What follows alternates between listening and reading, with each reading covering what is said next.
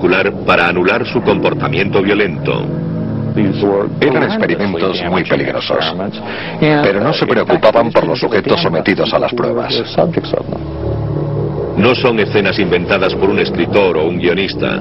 Son reconstrucciones de sucesos reales, ejemplos de experimentos secretos de control mental financiados por el gobierno norteamericano. Esto no tiene que ver con la ficción, la suposición, la teoría de la conspiración o la especulación. Es un hecho absolutamente documentado. El objetivo de estos experimentos es determinar si la mente humana puede ser controlada usando fuerzas externas, drogas, electroshock o hipnosis. Es un programa secreto que alcanzó su apogeo en los años 50 y 60, pero con orígenes en la Edad Media.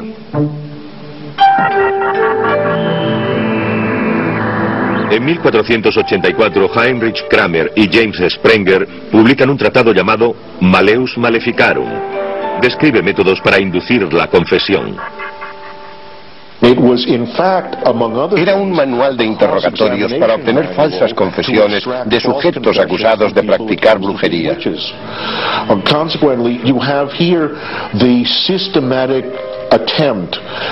Fue el primer proyecto para encontrar técnicas que indujeran a los individuos a hacer o decir cosas que no harían en otra situación. Aunque elemental, fue el primer paso hacia el control mental como arma ofensiva contra sujetos involuntarios. El secreto del dominio de la mente está en erradicar la conciencia del individuo para que cumpla nuestras órdenes sin darse cuenta de lo que hace. Para lograrlo se necesitan sofisticados conocimientos de control del cerebro y de la mente. En 1776, Franz Mesmer descubre un aparato llamado baquette en la corte francesa de Luis XVI. Es un barril de roble con limaduras de hierro que emiten una casi imperceptible carga magnética. Mesmer explica a sus invitados que es una carga muy potente y que si la tocan disfrutarán de agradables convulsiones. Cuando los miembros de la corte tocan la baquette, se desmayan en medio de ataques convulsivos. Mesmer ha descubierto el poder de la sugestión. Un documento secreto informó al rey de que esas técnicas eran peligrosas porque podían controlar a los individuos. Ese documento provocó la expulsión de Mesmer de la ciudad. Mesmer muere en el olvido, pero sus teorías sobre el poder de la imaginación son recogidas a mediados de 1800 con la introducción del hipnotismo. A finales del siglo XIX, un profesor de medicina francés, Hippolyte Bernheim, escribe artículos que proponen modos de imponer nuevos pensamientos en pacientes hipnotizados. Existe un interés diabólico en hacer experimentos sobre seres humanos y conseguir el control sobre ellos. Bernheim advierte que esas técnicas pueden usarse para obtener falsos testigos en los tribunales. Pero lo que él advierte como un peligro potencial, otros investigadores lo ven útil para la policía y los servicios de inteligencia. En los años 30, el revolucionario profesor George Stabrooks desarrolla la teoría de que la hipnosis puede crear un superespía, una potencial arma bélica.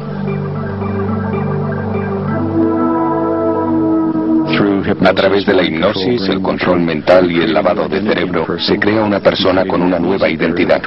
Se produce una barrera amnésica entre su identidad normal y su nueva personalidad alterada.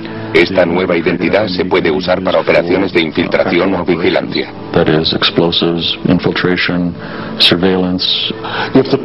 Al no conocer su otro yo, si el individuo es capturado y torturado, nunca revelará información secreta y morirá sin saber lo que ha pasado. Stabrooks intenta convencer al ejército de la posibilidad de crear un operativo de inteligencia controlado por hipnosis. Su propuesta es rechazada.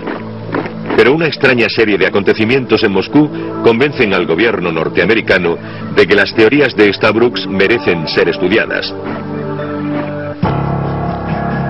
Las sorprendentes confesiones de testigos zombies en Moscú provocan la alarma.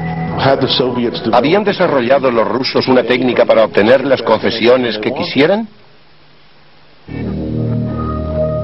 En los años 30, Inglaterra, Francia y Alemania estudiaban los interrogatorios por hipnosis y drogas. Pero la investigación más importante ocurre en la Unión Soviética. el psiquiatra Alexander Luria explora nuevas técnicas hipnóticas. Luria pensaba que si podía provocar recuerdos falsos, también podría imponer estados emocionales falsos.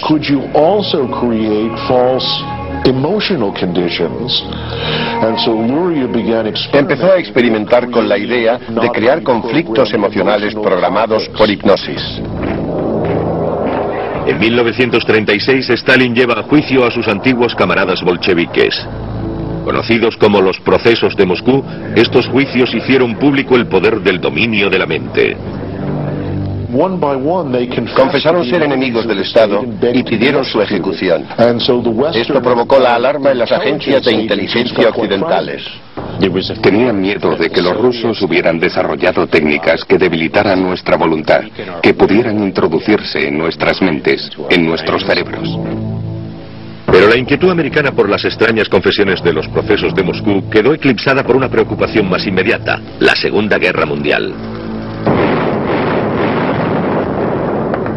Es el fin del aislacionismo americano y urge crear un departamento de inteligencia. En 1942, esta necesidad se ve colmada con una nueva agencia gubernamental, la Oficina de Servicios Estratégicos. Su fundador es William Donovan, héroe militar de la Segunda Guerra Mundial, que escribe: necesito todos los recursos sutiles y trucos ilícitos para usarlos contra alemanes y japoneses. En 1942, la Oficina de Servicios Estratégicos invierte $5.000 en un programa de estupefacientes para obtener información de los prisioneros de guerra alemanes.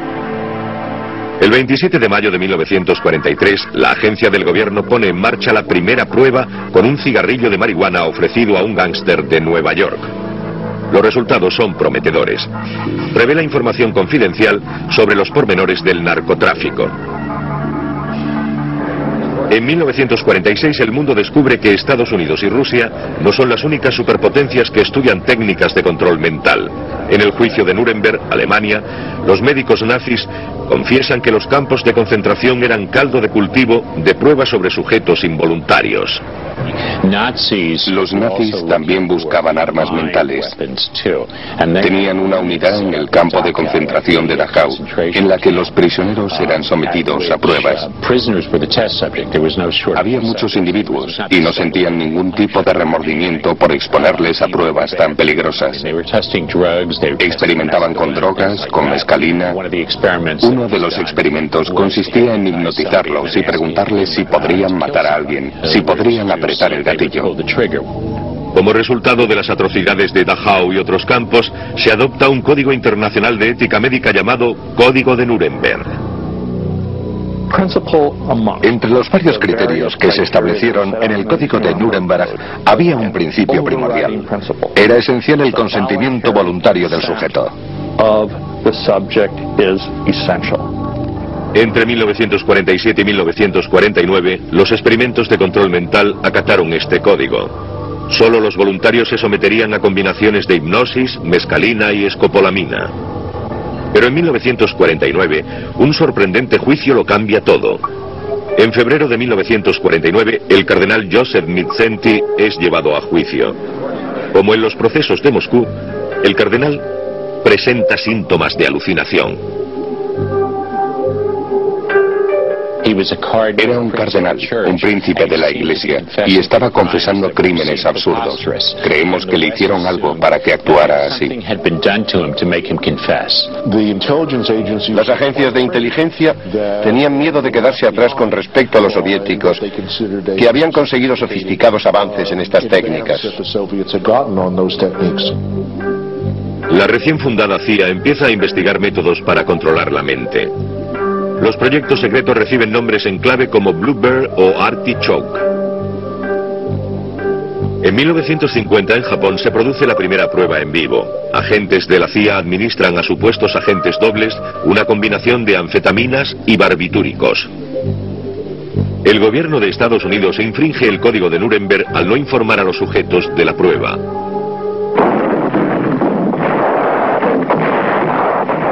Pero con el estallido de la Guerra de Corea en 1952, Estados Unidos justifica estos experimentos publicando informes sobre las técnicas de Rusia y China. Pilotos americanos capturados se autoinculpan de crímenes de guerra. Para el público americano, las confesiones eran falsas y se habían obtenido con las técnicas soviéticas de control mental. Los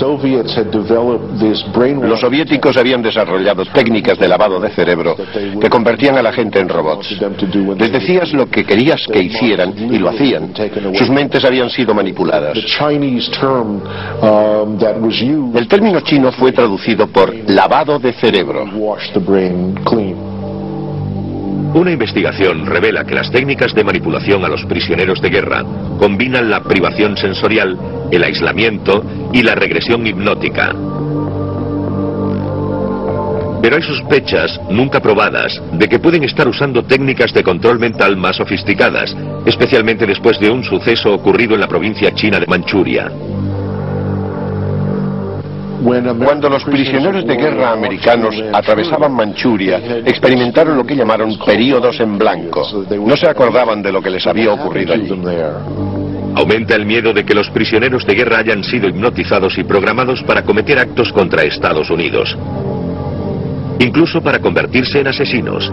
Ha nacido la idea del candidato de Manchuria. Para la CIA, esto es una llamada a la acción. El director de la CIA, en abril de 1953, Allen Dulles, nos dijo que luchábamos en una guerra por el control de las mentes, cito textualmente, y que estábamos perdiendo la batalla. Dulles se apresura a firmar una orden secreta para crear el proyecto MKUltra. El objetivo: investigar a fondo el dominio de la mente y su comportamiento. Querían emplear los mismos métodos que supuestamente estaban usando los soviéticos.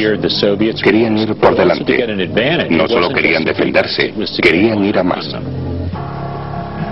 El proyecto MKUltra cruzó las fronteras de la ética médica en nombre de la seguridad nacional. Administraron LSD a un prisionero durante 80 días seguidos. The National Commission for the Protection of Human Subjects of Biomedical and Behavioral Research. En 1977, el subcomité del Senado norteamericano de Investigación Sanitaria y Científica, presidido por el senador Edward Kennedy, investiga las acusaciones a la CIA de haber realizado experimentos de control mental con individuos involuntarios. It was the most unreal weekend I can ever remember. La vista coincide con la difusión de 16.000 páginas de documentos desclasificados de la CIA sobre el proyecto MKUltra entre 1953 y 1964. Gracias a estos documentos y a los descubrimientos del subcomité, se pueden reconstruir algunos de los proyectos que formaron parte del mayor programa de control mental de la historia norteamericana. La CIA tenía una división de servicios técnicos cuya función era dar cobertura a las operaciones. En las películas de James Bond sería el trabajo de Q. Facilitaba artefactos, polvos somníferos o irritantes. Creaban disfraces, productos químicos, biológicos, electrónicos. Si encontraban una droga que vertida en una copa hiciera que el individuo revelara secretos, la división de servicios técnicos experimentaba en ese campo. Los trabajos de control mental de la CIA estaban centrados en esa división de servicios técnicos que era una subsección de la CIA. El director de la división química, el Dr. Sidney Gottlieb, es el primer jefe del proyecto MKUltra. Inicia una investigación a gran escala sobre el uso de un desconocido alucinógeno llamado LSD. Parecía una droga que podría desentrañar los misterios de la mente. La CIA estaba interesada en ella como droga que pudiera revelar los misterios de la mente y dar el control a otra persona. En 1953, la CIA realiza sus primeros experimentos con estudiantes voluntarios remunerados que conocen las características del experimento alucinógeno. La CIA pagaba a universitarios por someterse a las pruebas. Todo Harvard sabía que se podían ganar $25 al día por convertirse en un esquizofrénico feliz. También se solicitan voluntarios en el psiquiátrico de la prisión federal de Lexington, Kentucky. Los prisioneros drogadictos reciben su dosis de droga a cambio de su participación en el primer experimento prolongado con LSD. Administraron LSD a un prisionero durante 80 días seguidos. Querían conocer los efectos de una prueba continua. Administraron LSD a un prisionero durante 80 días seguidos. Querían conocer los efectos de una prueba continua. Es increíble que pudieran hacer una cosa así.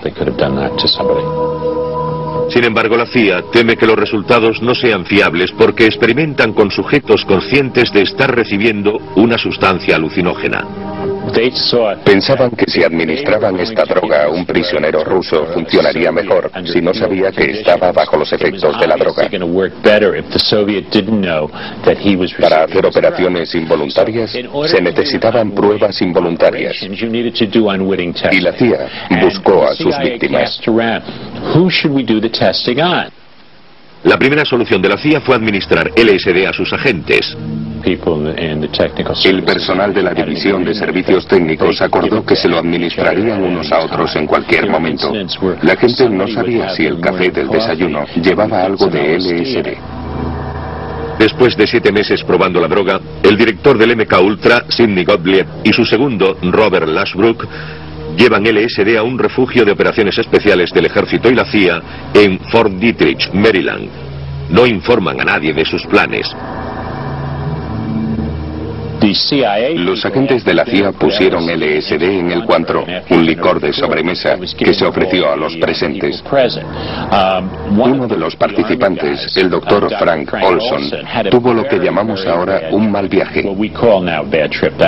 Esa expresión no existía en aquel momento. Perdió el control. No era él. Por alguna razón, no volvió a ser el mismo de antes. Olson no sabe que la razón es el LSD. La víctima forma parte de un experimento de alto secreto y Gottlieb y Lashbrook se hacen cargo de él. En vez de llevarle a un hospital o a un psiquiatra que le ayudara a entender lo que había ocurrido, Gottlieb y Lashbrook lo llevaron a Nueva York y consultaron con un alergólogo que curiosamente recibía fondos de la CIA para experimentar con LSD. No fue un comportamiento responsable y el resultado era predecible. El 24 de septiembre de 1953, 5 días después de beber el Cointreau con LSD, Robert Lashbrook se levanta a las 5 de la mañana a tiempo para ver a Frank Olson arrojándose desde su habitación en el 10º piso de un hotel de Nueva York. Pasarán más de 20 años antes de que la viuda de Olson sepa que su marido murió por culpa del LSD. Si hubiera habido un equipo de control en la agencia, debería haberlo evitado. Deberían haber desautorizado a Gottlieb y Lashbrook porque habían matado a una persona. Pero no hicieron eso. Les regañaron, les dieron una reprimenda. Pero ni siquiera investigaron sus archivos personales. Siguieron financiando sus experimentos, lo que significaba que apoyaban su trabajo. Cualquier cosa está justificada para proteger al país, para proteger la seguridad nacional de Estados Unidos. Después de la muerte de Frank Olson, continuaron trabajando, no perdieron el tiempo. A principios de 1954, aumentan las pruebas de LSD sobre sujetos involuntarios. Los agentes de la CIA buscan sus próximas víctimas entre el pueblo llano. Uno de los implicados en las pruebas me dijo, no quisimos hacerlas sobre las amas de casa de los barrios residenciales. Elegimos a gente que ofreciera menos resistencia y que no pudiera denunciar los casos. Si lo hubieran hecho, nadie les habría creído. Buscaron en los bajos fondos gente del mundo de la droga, chulos, prostitutas y presos. Fueron sus conejillos de indias. La CIA pidió ayuda a George White. Le conceden miles de dólares para montar centros de pruebas para la CIA. White alquila apartamentos en Nueva York y San Francisco y los amuebla para que parezcan residencias de lujo. Reclutó o coaccionó a prostitutas para que trabajaran para él. Estas administraban drogas a sus clientes en los servicios de los bares y se los llevaban a los apartamentos, supuestamente para acostarse con ellos, pero también para ver su reacción ante esa droga. Los agentes de la CIA graban los procedimientos detrás de un espejo. No temen ser arrestados por administrar LSD a sujetos involuntarios. Sabían que si los pacientes descubrían haber sido drogados, no darían parte a la policía por lo comprometido de la situación. Además, si lo hacían, nadie creería que hubieran sido drogados por una prostituta. Era la tapadera perfecta. No hacían ningún tipo de seguimiento al sujeto de examen. La persona volvía a su mundo. No existe documentación sobre lo que les ocurrió, pero gracias al caso de Olson y a otros muchos, sabemos que las personas que recibieron dosis de LSD terminaron con serios problemas mentales. Algunos se suicidaron. Sabemos que fue así, aunque no sepamos el porcentaje exacto. Al mismo tiempo, la CIA dona cientos de miles de dólares a universidades e instituciones para que realicen investigaciones en este campo. La CIA sabía más que nadie sobre el LSD y sus desastrosos efectos.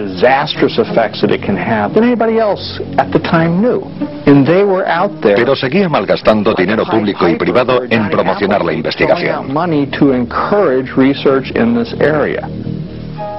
Los psiquiátricos son el lugar preferido para los experimentos de la CIA. Allí pacientes involuntarios reciben dosis masivas de LSD. El secretismo que rodea las pruebas evita que los propios médicos conozcan su naturaleza. Estos experimentos eran terriblemente crueles porque usaban a una población que sufría enfermedades mentales. Cuando les decían a los médicos que sus mentes estaban siendo controladas, estos lo usaban como una razón más para mantenerlos en la institución, aunque estuvieran sanos.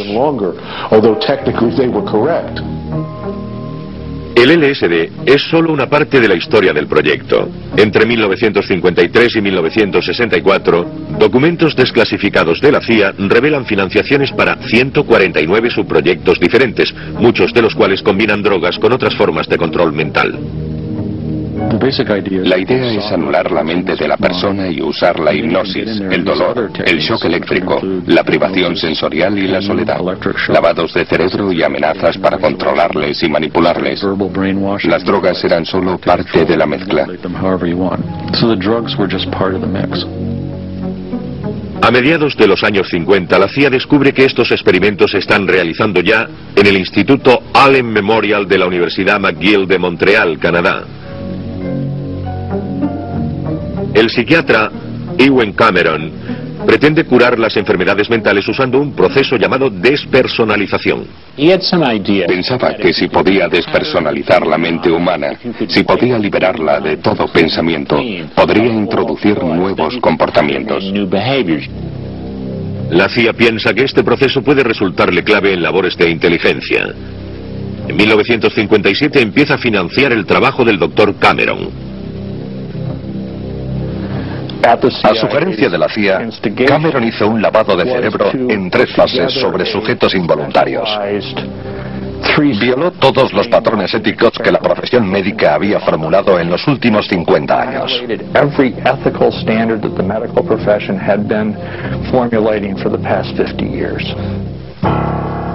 Así fue el siniestro mundo del Dr. Ewen Cameron y las víctimas que dejó a su paso. Era un vegetal. Nunca había estado en este mundo. Era una niña completamente.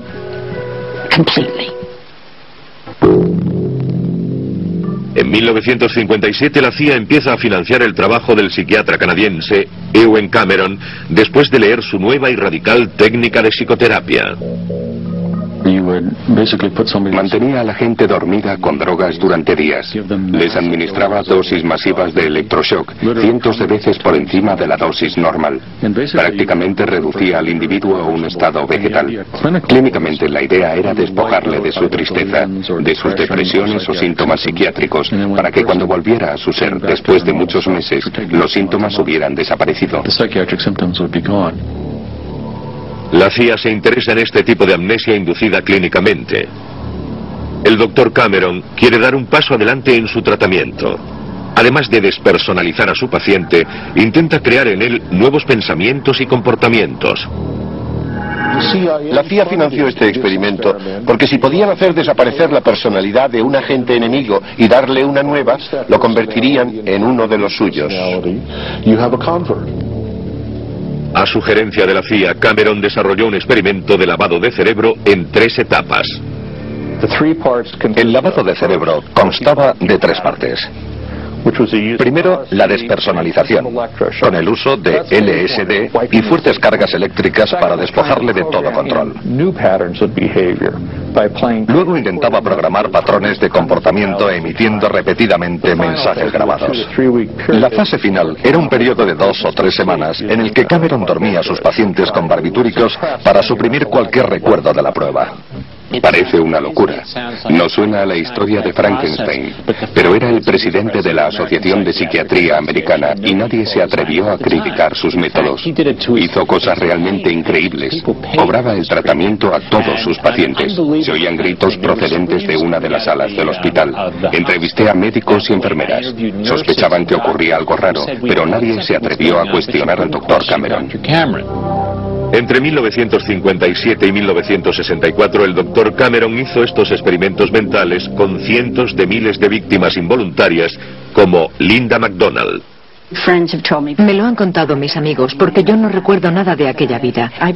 Probablemente sufrí una depresión posparto, pero nadie ha podido confirmarlo porque no duró mucho. Mis médicos tardaron 2 años en confesarme que no sabían lo que me pasaba y me recomendaron ir a Montreal. Allí había un médico famoso que podría aconsejarme.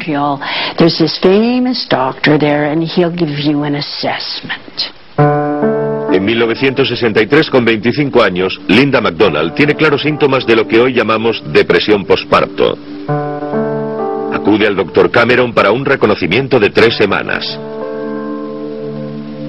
En esas 3 semanas me diagnosticó una esquizofrenia aguda y le dijo al padre de mis hijos que si no aceptaba que me sometiera al tratamiento, del que no dio detalles, me quedaría en el psiquiátrico durante el resto de mi vida.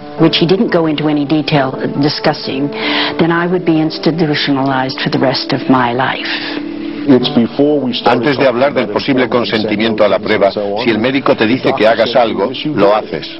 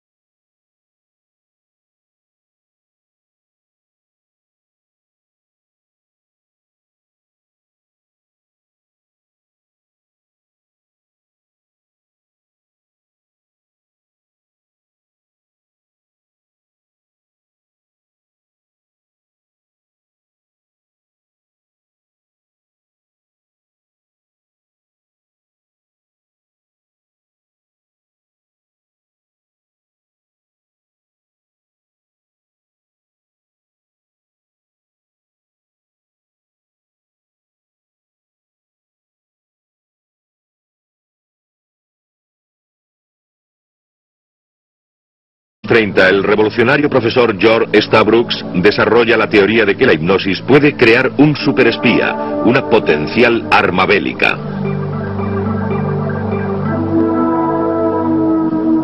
A través de la hipnosis, el control mental y el lavado de cerebro, se crea una persona con una nueva identidad. Se produce una barrera amnésica entre su identidad normal y su nueva personalidad alterada. Esta nueva identidad se puede usar para operaciones de infiltración o vigilancia.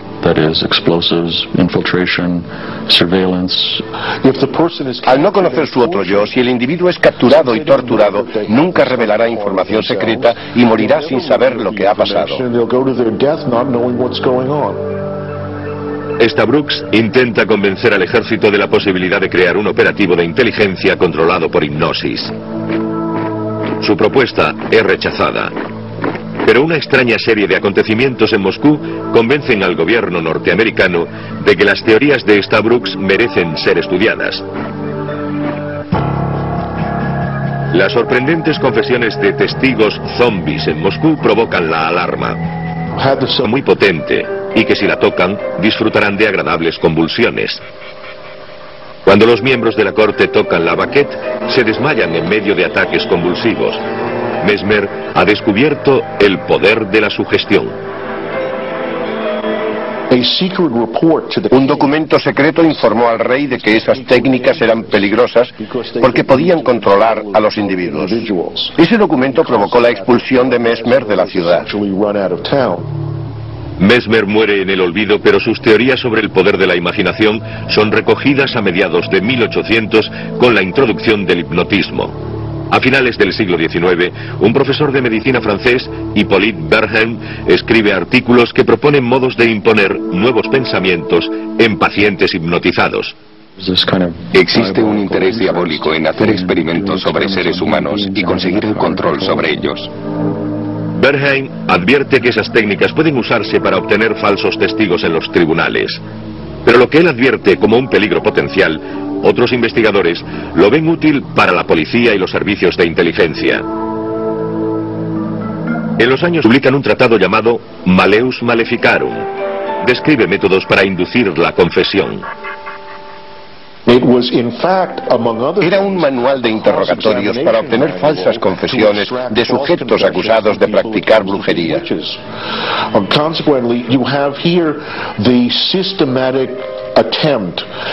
Fue el primer proyecto para encontrar técnicas que indujeran a los individuos a hacer o decir cosas que no harían en otra situación. Aunque elemental, fue el primer paso hacia el control mental como arma ofensiva contra sujetos involuntarios. El secreto del dominio de la mente está en erradicar la conciencia del individuo para que cumpla nuestras órdenes sin darse cuenta de lo que hace.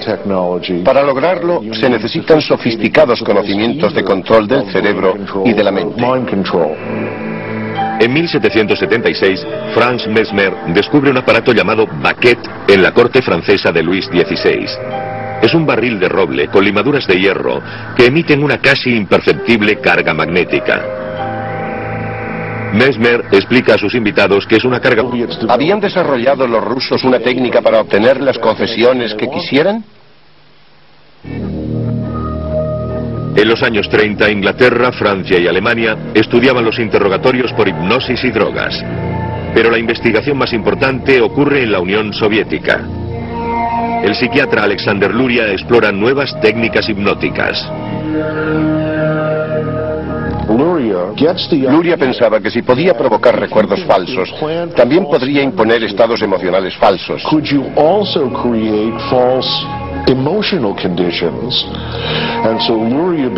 Empezó a experimentar con la idea de crear conflictos emocionales programados por hipnosis. En 1936, Stalin lleva a juicio a sus antiguos camaradas bolcheviques. Conocidos como los procesos de Moscú, estos juicios hicieron público el poder del dominio de la mente. Confesaron ser enemigos del Estado y pidieron su ejecución. Esto provocó la alarma en las agencias de inteligencia occidentales. Tenían miedo de que los rusos hubieran desarrollado técnicas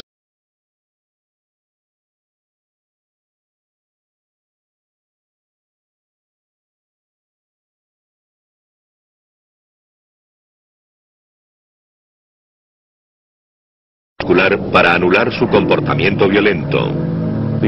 Eran experimentos muy peligrosos, pero no se preocupaban por los sujetos sometidos a las pruebas. No son escenas inventadas por un escritor o un guionista. Son reconstrucciones de sucesos reales, ejemplos de experimentos secretos de control mental financiados por el gobierno norteamericano. Esto no tiene que ver con la ficción, la suposición, la teoría de la conspiración o la especulación. Es un hecho absolutamente documentado. El objetivo de estos experimentos es determinar si la mente humana puede ser controlada usando fuerzas externas, drogas, electroshock o hipnosis. Es un programa secreto que alcanzó su apogeo en los años 50 y 60, pero con orígenes en la Edad Media.